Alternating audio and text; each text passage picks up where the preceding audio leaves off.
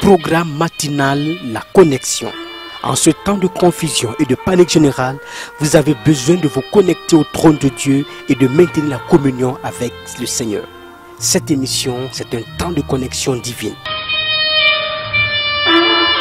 Gloire à Dieu. Nous sommes très reconnaissants au Seigneur à cause de sa grande fidélité, son amour parfait pour nous. Nous voulons ensemble prier. Baissons la tête pour la prière. Père éternel, qui est comme toi, tu es le seul, le Dieu souverain, le Dieu grand, qui opère des signes et des prodiges. Nous voilà encore à tes pieds pour apprendre, pour recevoir, pour être éclairés. Nous prions que ces moments soient des moments mémorables, des moments dominés par ta présence et l'inspiration de ton esprit. Garde-nous, Seigneur, et donne-nous d'avoir encore du progrès avec toi. Père, merci pour la réponse. Au nom de Jésus, nous avons prié. Amen. Gloire à Dieu. Merci beaucoup d'être présent en ce moment. Vous vous rappelez, nous avons fini notre 25e étude et aujourd'hui nous passons à une autre série. C'est la série numéro 2.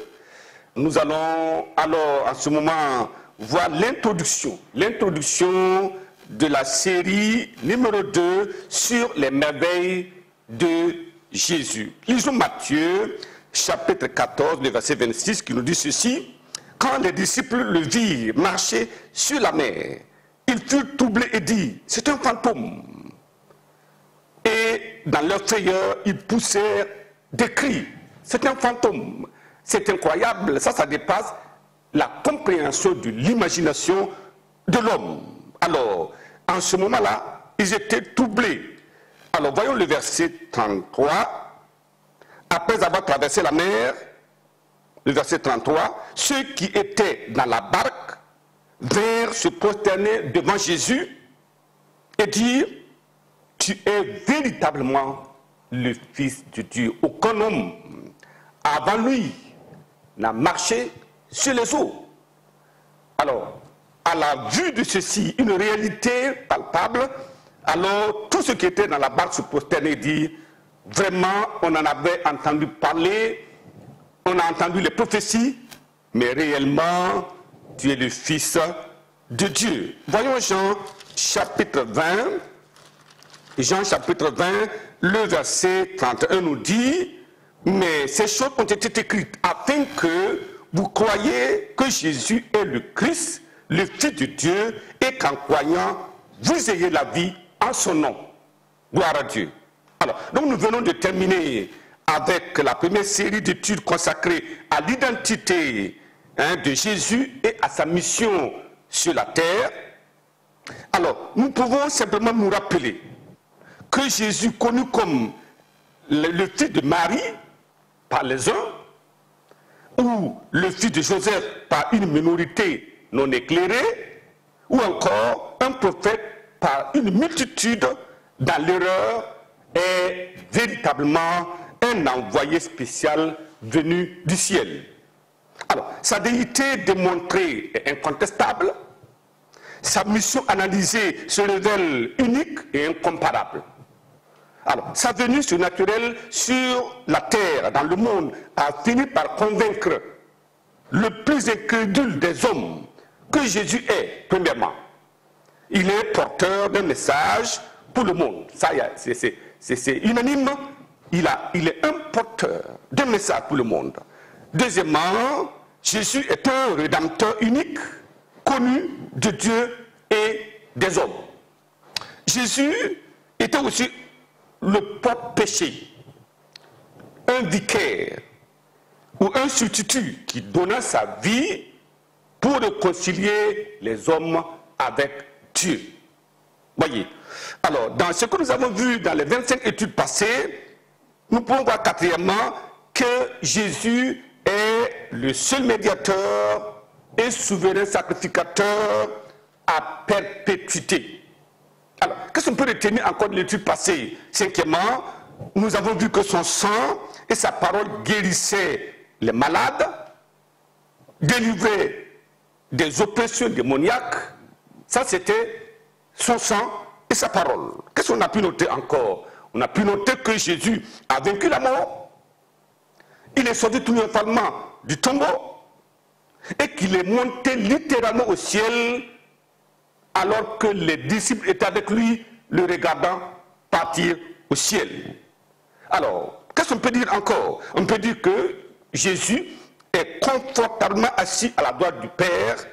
Il reviendra pour amener au ciel les saints sanctifiés par son sang et sa parole. Vous voyez, c'est clair. Les saints sanctifiés par son sang et sa parole pour les amener au ciel et régner avec lui. Alors, donc, ça c'était un résumé de 25 études passées.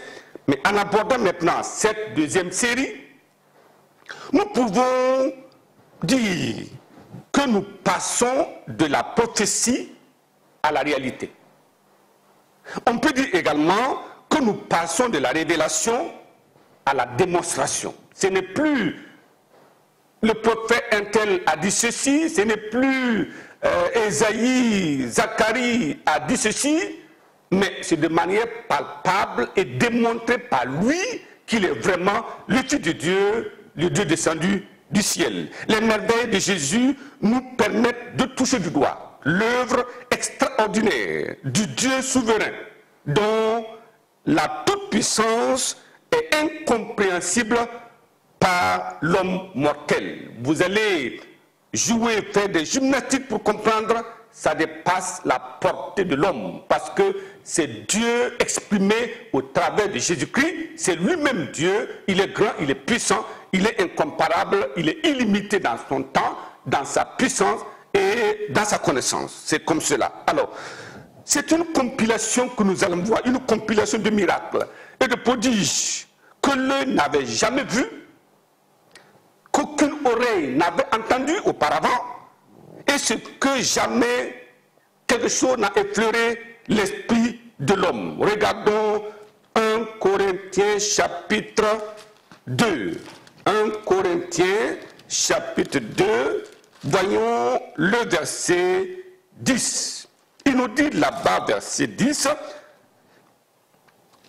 1 Corinthiens chapitre 2, lisons à partir du verset 9. Il dit, mais, comme il est écrit, ce sont des choses que l'œil n'a pas vues, que l'oreille n'a pas entendues, et qui ne sont point montées au cœur de l'homme, des choses que Dieu a préparées pour ceux qui l'aiment. Gloire à Dieu. Dieu nous les a révélées par l'Esprit, car l'Esprit sonde tout, même les profondeurs de Dieu. C'est incroyable. C'est comme cela. Et donc nous devons comprendre que c'est ce que nous allons voir à travers cette série d'études est incompréhensible par les hommes. L'homme qui n'a jamais commis de péché a choqué la conscience des hommes par ses merveilles et frappé la terre par sa parole. Il est unique à son genre. Alors quand vous lisez Jean, rapidement, Jean chapitre 7, nous lisons le verset 46, il dit, les huissiers répondirent, jamais homme n'a parlé comme cet homme. Ça veut dire quoi? On avait envoyé des huissiers pour aller attraper Jésus. Il dit, allez-y et amenez-nous-le. Les huissiers sont arrivés. Jésus était en train de parler. Et ils ont regardé cet homme. Et Jésus parlait. Quand il a fini ce discours, alors les huissiers se sont retournés, sont allés voir les sacrificateurs. Ils ont dit, oh, jamais homme n'a parlé comme cet homme. Il est unique en son genre. C'est cela. Sa parole est irrésistible. Marc chapitre 2, nous lisons le verset 12. Il dit, à l'instant, il se leva, prit son lit, sortit en présence de tout le monde, de sorte qu'ils étaient tous dans l'étonnement et glorifiaient Dieu, disant, nous n'avons jamais rien vu de pareil, jamais.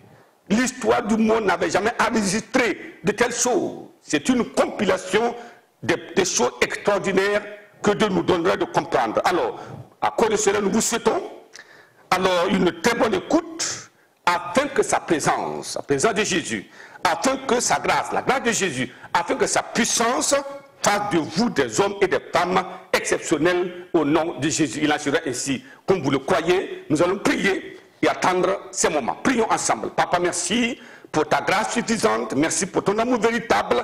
Oh, quelle merveille! Ce que tu es en train de vouloir nous montrer pendant ces temps que nous allons passer avec toi. Je prie que l'Esprit de Dieu se révèle encore, que l'Esprit de Dieu conduise encore, que l'Esprit de Dieu montre qui est Jésus, qu'est-ce qu'il a fait sur la terre.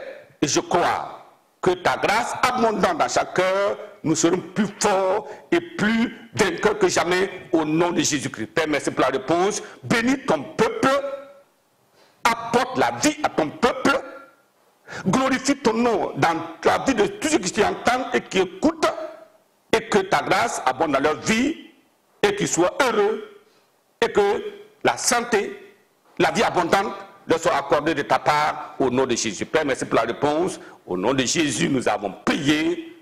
Amen. Que le Seigneur vous bénisse abondamment et à la suite des choses.